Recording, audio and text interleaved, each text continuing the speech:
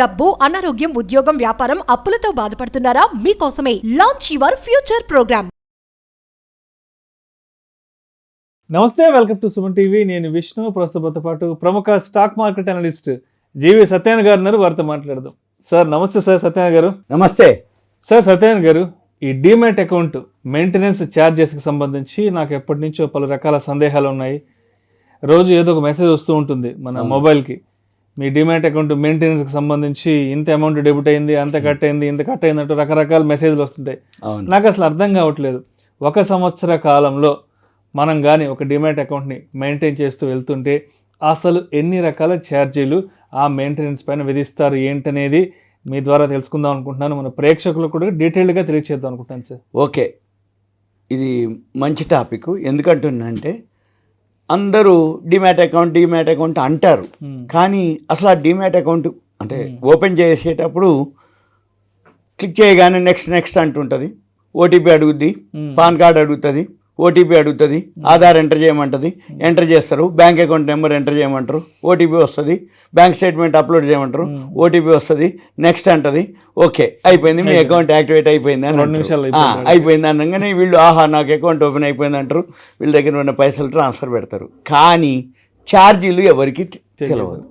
ఎందుకోసం అంటే జనరల్గా ఈ ఆన్లైన్లో ఎవరైతే చేస్తారో నెక్స్ట్ అంటూ పోతూ ఉంటారు.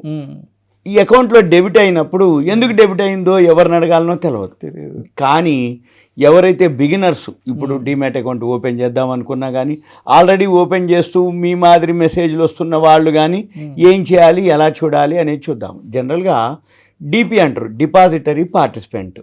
ఈ డిపాజిటరీ పార్టిసిపెంట్ అంటే మనం డీమ్యాట్ అకౌంట్ ఓపెన్ చేసే ఒక బ్రోకింగ్ ఆర్గనైజేషన్. ఈ బ్రోకింగ్ ఆర్గనైజేషన్ ఎగ్జాంపుల్ ఆన్లైన్లో డిస్కౌంట్ బ్రోకర్లు ఉంటారు, జిరోదా అని, ఎల్ఐఎస్ బ్లూ అని, తర్వాత మోతిలాలు, వాళ్ళవి 2 ఉన్నాయి. అంటే డిస్కౌంట్ బ్రోకర్లు ఒక టైపు, ఫుల్ టైం బ్రోకర్లు అని ఒక టైపు. డిస్కౌంట్ బ్రోకర్లు అంటే ఆన్లైన్లో ఏవైతే గ్రో అని, జిరోదాలు, ఎల్ఐఎస్ బ్లూలు, ఏంజిల్ 1 2 ఉన్నాయి. మన ఆఫ్లైన్ ఉంది, ఆన్లైన్ ఉంది. Motilal, ICICI securities, HDFC securities, Axis securities, Kotak securities, ఇవన్నీ కూడా కొన్ని ఆఫ్లైన్ ఫుల్ టైం అనమాట. వాళ్ళు ఈ ఫుల్ టైం బ్రోకింగ్ ఫర్ములు ఏదైతే ఉందో వాళ్ళని డిపిలు అంటారు, డిపాజిటరీ పార్టిసిపెంట్లు.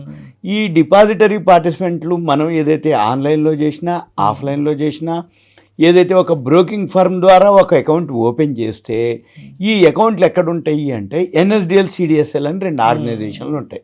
మన డీమ్యాట్ అకౌంట్ ఓపెన్ కాగానే మనకు ఒక నెంబర్ వస్తుంది, ఎన్ఎస్డిఎల్ కానీ సిడిఎస్ఎల్. ఎన్ఎస్డిఎల్ అంటే national security services depository limited, CDSL అంటే central depository services limited.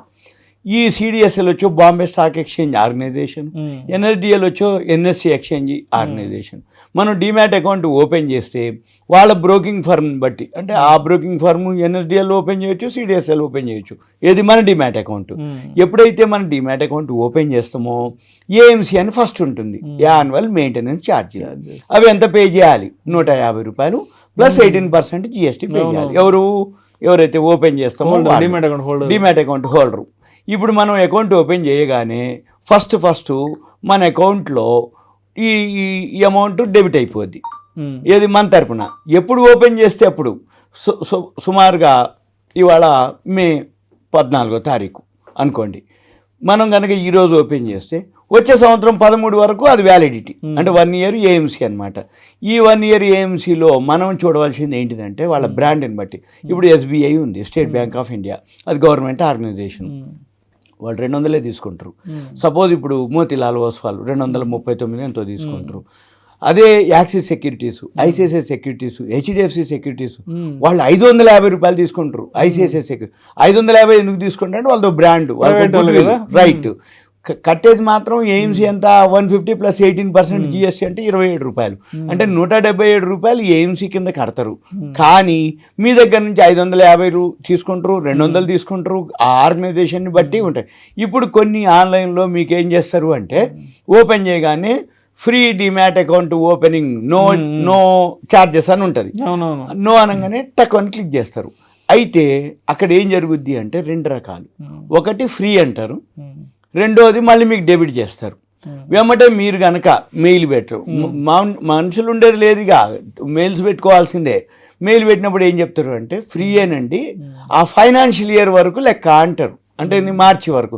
Suppose మీరు ఫిబ్రవరిలో అకౌంట్ ఓపెన్ చేసినావు, free demat account, free trading account అంటారు. ఫ్రీ డిమాట్ అకౌంట్ అనేది ఎంతవరకు? ఆ ఫైనాన్షియల్ ఇయర్కి. మార్చి అయిపోయింది, ఏప్రిల్లో మళ్ళీ పడుతుంది. ఎంత? 200, 250 ఎంతో సమ్ వాళ్ళని బట్టి మనం అడుగుతాం, మెయిల్ పెడతాం, ఏమండి మీరు ఫ్రీ డిమాట్, ఏమండి ఆ ఫైనాన్షియల్ ఇయర్ వరకే లెక్క అంటారు. అంటే ఏంది? ఫైనాన్షియల్ ఇయర్ అయిపోయింది కాబట్టి ఇంక మళ్ళీ అడగడానికి లేదు. క్లోజ్ చేసుకుంటావా? మళ్ళీ పెద్ద లెంతీ ప్రాసెస్, క్లోజ్ చేయవు. ఇక అకౌంట్ ఓపెన్ చేసింది దేనికి? ట్రేడింగ్ చేసుకోవడానికి. ఇది ఒక పద్ధతి. ఇక రెండో పద్ధతి, ఏవైతే ట్రేడింగ్ చేస్తామో కొన్ని బ్రోకింగ్ ఫర్మ్లు ఏంటంటే నామినల్గా 20 రూపాయలే ఉంటాయి. డిస్కౌంట్ బ్రోకర్లు అంతా కూడా 20 రూపాయలే ఆన్లైన్లో. ఈ ఆఫ్లైన్ బ్రోకింగ్ వచ్చేటప్పటికి ఎక్కువ ఛార్జెస్ పడతాయి. ఆఫ్లైన్కి ఎందుకు ఎక్కువ పడతాయి, ఆన్లైన్కి ఎందుకు తక్కువ పడతాయి? డిస్కౌంట్ బ్రోకర్లు ఎందుకు తక్కువ ఇస్తారు అంటే వాళ్ళకి సర్వరే ఉంటుంది, ఆఫీసులు ఉండవు. ఏదైనా ఉంటే టోల్ ఫ్రీలు ఉంటాయి, టెలికాలర్లు ఉంటారు. మనం కాల్ చేస్తే తెలుగు, ఇంగ్లీష్, మలయాళం, కన్నడం, ఇంగ్లీష్ అంటారు, హిందీనా అంటారు. అనగానే తెలుగు 3 నొక్కు, 2 నొక్కు, 5 నొక్కు అంటారు. మళ్ళీ మా వాళ్ళు లైన్లోకి వస్తారు, ఏమండి మీదేంటిది అంటారు. మంచిదండి, మా వాళ్ళు మీతో మాట్లాడతారు, 24 hours టైం ఇవ్వండి అంటారు. అంటే ఈ లోపల ఏం జరుగుద్ది? జరగవలసిన నష్టం జరిగిపోద్ది. అంటే మీరు ఏదైనా కొందలుచుకున్నారు, అది పెరిగిపోద్ది. అమ్మదలుచుకోర్రు, అది తగ్గిపోద్ది. మీరు ఏదైనా అడగదలుచుకోర్రు, అప్పటికి ఆ ఫోను లైను కట్ అయిపోద్ది. అందుకని ఏమవుతుంది? డిస్కౌంట్ బ్రోకర్లు కనుక ఎవరైతే మీరు 20 రూపాయల బ్రోకరేజ్ అని చేస్తారో మీరేం చేయాలి? బ్రోకరేజ్ తక్కువ అని చేస్తే ఇటువంటి ప్రాబ్లమ్స్ ఫేస్ చేయాల్సి వస్తుంది. సబ్జెక్ట్ మీద బాగా గ్రిప్ ఉంది, నాలెడ్జ్ ఉంది, నాకెవరితో పని లేదు, వాళ్ళు డిస్కౌంట్ బ్రోకర్లు. ఇక ఫుల్ టైం బ్రోకర్లు బ్రోకరేజ్ ఎక్కువ ఉంటుంది కానీ సర్వీస్ ఉంటుంది. అంటే ఏంటిది? ఏదైనా అనగానే ఆఫ్లైన్ రెడీగా ఉంటారు, ఫోను ఇట్లా ఎత్తగానే సెకండ్లలో ఒక రింగ్కే లిఫ్ట్ చేస్తారు, చేసి చెప్పండి అంటారు, మీ కోడ్ చెప్పాలి, యూజర్ ఐడి చెప్పండి అంటారు. చెప్పగానే ఏంటిది అంటారు, ఎస్ఆర్ నో అంటే కొనాలా అమ్మాలనా, ఇక ముచ్చట్లు ఉండవు, ఎస్ఆర్ నో అంటారు. కానీ బ్రోకరేజ్ ఎక్కువ పడుతుంది. జనరల్గా అందరికి ఎక్కడ ఉంటుంది అంటే బ్రోకరేజ్ తక్కువ అనగానే అనుకుంటారు కానీ సర్వీసులు ఉండవు. సర్వీస్ ఎక్కడైతే ఉంటుందో బ్రోకరేజ్ ఎక్కువ ఉంటుంది. అది జనరల్ కామన్, అది మనం గుర్తించాలి. ఇక తెలవకుండా ఛార్జీలు పడతాయి. ఇప్పుడు సపోజ్ ఆఫ్లైన్లో బ్రోకరేజ్ ఎక్కువ ఉంది, ఏదన్నా ఛార్జీలు ఎక్కువ పడ్డాయి, మనం అడగొచ్చు, ఏమంటే మీరు నాకు చెప్పింది ఎంత అంట. ఈ ఛార్జీలు 1-2 ఉండవు. ఫస్ట్ బ్రోకరేజ్ ఉంటుంది, ఏదైతే కంపెనీ మనం ఒక షేర్ కొంటే దాని మీద బ్రోకరేజ్ ఉంటుంది. మళ్ళీ సెక్యూరిటీ ట్రాన్సాక్షన్ ట్యాక్స్ ఉంటుంది, జిఎస్టీ ఉంటుంది, మళ్ళీ తర్వాత స్టాంప్ డ్యూటీలు ఉంటాయి, మళ్ళీ వీటి తర్వాత ఏదైతే అంటే ఒక 5-6 రుసుములు ఉంటాయి అన్నమాట మొత్తం. ఇప్పుడు మిస్లీనియస్ అని, ఎడ్యుకేషన్ సెస్ అని, ఎప్పుడైనా కానీ ఎవరైనా కానీ ఒక ట్రేడ్ చేస్తే మీకు ఆ ట్రేడ్లో కన్ఫర్మేషన్ వస్తుంది మెయిల్కి. మెయిల్లో చూపిస్తుంది ఏమని, ఈ ట్యాక్స్ ఇంత, ఈ ట్యాక్స్ ఇంత అని. అంటే మనం అర్థం చేసుకోవాల్సింది ఎంత, అసలు కంటే ట్యాక్స్ ఎంత పడుతుంది, బ్రోకరేజ్ ఎంత అవుతుంది, బ్రోకరేజ్ మీద ట్యాక్స్ ఎంత అవుతుంది, ఇవన్నీ కొన్నప్పుడైతే కలుపుతారు, అమ్మినప్పుడు తీసేస్తారు. సపోజ్ ఇప్పుడు 100 రూపాయలు పెట్టి మీరు కొన్నారు అనుకోండి, 100కి ఇవన్నీ కలుపుతారు, యాడ్ చేస్తారు. సపోజ్ మళ్ళీ మీరు అమ్మిండ్రు అనుకోండి, సపోజ్ 100 రూపాయలకి అమ్మితే ఏమవుతుంది, మైనస్ చేస్తారు. సపోజ్ లాస్ వచ్చింది అనుకోండి, కమిషన్ లాసు, అసలు లాసు, ఈ 100 రూపాయల్లో ప్రిన్సిపల్ లాసు. అంటే జనరల్గా ఏం జరుగుద్ది, ఒక రకమైనది కాదు. అందుకనే ఇంట్రాడే చేసే వాళ్ళందరికీ పైసలు మిగిలింది ఇదే రీజన్. వాళ్ళు ఏం చేస్తారు, బై సెల్లు చేస్తుంటారు. ఈ బై సెల్లు చేస్తున్నప్పుడు, బై చేసేటప్పుడు కమిషన్లు ట్యాక్సులు పడుతుంటాయి, అమ్మినప్పుడు కమిషన్లు ట్యాక్సులు పడతాయి. ఎండ్ ఆఫ్ ద డే 3:30కి వచ్చేటప్పటికి ఈ కమిషన్లు ట్యాక్స్ లెక్కేసి నాకు 1000 రూపాయలు లాభం వచ్చింది కానీ ట్యాక్స్ 1200 అయింది. అంటే ఈ ఖర్చులు, బ్రోకరేజ్. అందుకని ఈ బిగినర్స్కి ఏమనిపిస్తుంది అంటే చాలా ఉత్సాహంగా ఉంటారు, వాళ్ళ దగ్గర అకౌంట్ ఉంటుంది, ఫండ్స్ ఉంటాయి, కొంటూ ఉంటారు, అమ్ముతూ ఉంటారు. చివరికి ఎండ్ ఆఫ్ ద డే వచ్చేటప్పటికి ఈ కమిషన్లకి, ట్యాక్స్లకే పోతాయి. ఉదాహరణకి ఏం లేదు, సింపుల్గా కొంచెం బాగా హైలీ ఫైనాన్షియల్గా ఉన్నవాళ్ళు షాపింగ్ చేస్తూ ఉంటారు. ఈ షాపింగ్ చేసేటప్పుడు ఎక్కువ షాపింగ్ ఏంటంటే జ్యువెలరీలే. ఈ జ్యువెలరీ షాపింగ్ చేసినప్పుడు మోడల్స్ మారుస్తూ ఉంటారు వాళ్ళు. ఈ మోడల్స్ మార్చడం అంటే ఏంటిది, ఇప్పుడు ఏమైనా కొత్త మోడల్స్ వచ్చినాయి మేడం మీరు రండి ఫోన్ చేస్తారు, కొత్త మోడల్స్ వచ్చినాయని చూపిస్తారు. మోడల్స్ రాగానే ఈ మోడల్స్ ఇచ్చేయండి అంటారు, అనగానే కొంటారు. మళ్ళీ 1 month 15 days 2 months కానీ మళ్ళీ ఇంకో మోడల్స్ వస్తూనే ఉంటాయి కంపెనీ జ్యువెలరీ షాపులు.